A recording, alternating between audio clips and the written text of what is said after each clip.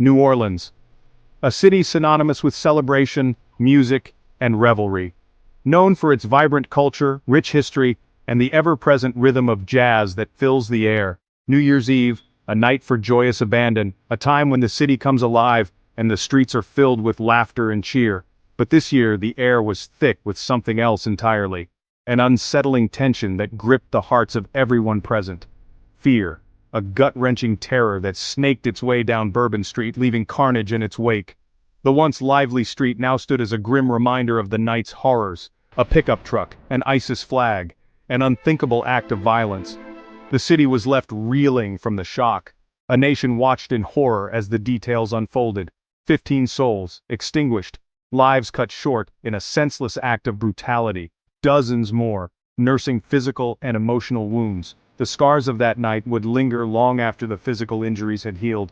The attacker, Shamsuddin Jabbar, a U.S. Army veteran, a man who once served his country, now the perpetrator of this heinous act. His motive, a twisted enigma. Investigators were left piecing together the fragments of his life to understand why. The French Quarter, usually alive with music and laughter, fell silent. The vibrant heart of New Orleans was now a place of mourning. A city mourned. The nation grieved. Communities came together to support one another in the face of this tragedy.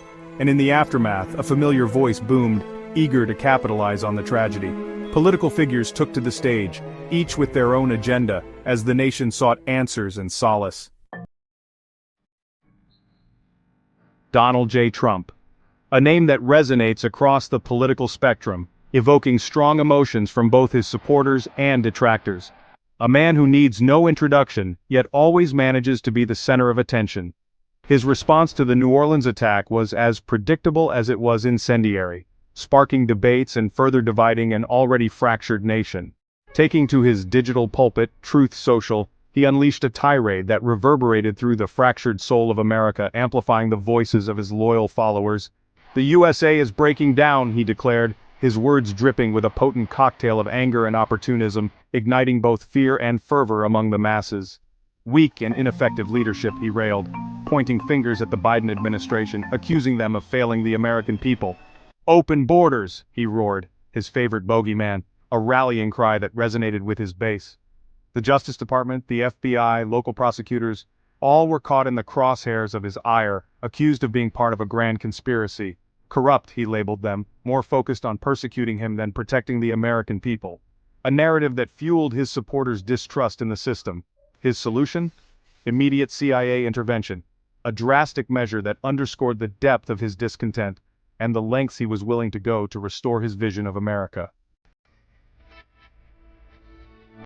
The CIA, an organization shrouded in secrecy, operating behind closed doors, tasked with operating in the shadows, away from public scrutiny, gathering intelligence on foreign threats and potential dangers. But Trump's call for their involvement on American soil sent chills down the spines of many citizens. This wasn't about foreign enemies or distant lands. This was about domestic unrest and civil disobedience. About exploiting fear to consolidate power and control. The line between national security and political expediency blurred dangerously, raising unsettling questions about the future of American democracy and its values. Was this the beginning of a slippery slope towards authoritarianism? Would the CIA now be used to quell dissent, to silence opposition voices? Trump's words, often dismissed as mere bluster, now carried a chilling and ominous weight. January 20th, Inauguration Day. The day Donald J. Trump would once again assume the mantle of the presidency. The air was thick with anticipation and uncertainty as millions tuned in to witness the historic event. A day that promised strength and powerful leadership, at least according to the man himself. His supporters saw a beacon of hope, a leader who would restore America's greatness. But what did that mean for a nation teetering on the precipice? The country was deeply divided, with tensions running high in every corner. Would Trump's brand of leadership heal the wounds that divided America? Or would it deepen the chasm, making reconciliation an even more distant dream? Or would it pour salt on them, exacerbating the animosity and mistrust that festered beneath the surface? The stakes were incredibly high, and the nation held its breath. The eyes of the world would be watching.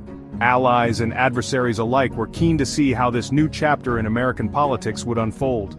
Hope and trepidation hung in the air, two sides of the same coin. For some it was a moment of potential renewal, for others, a step towards uncertainty.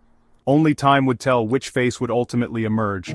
The nation stood on the edge, waiting to see what the future would bring.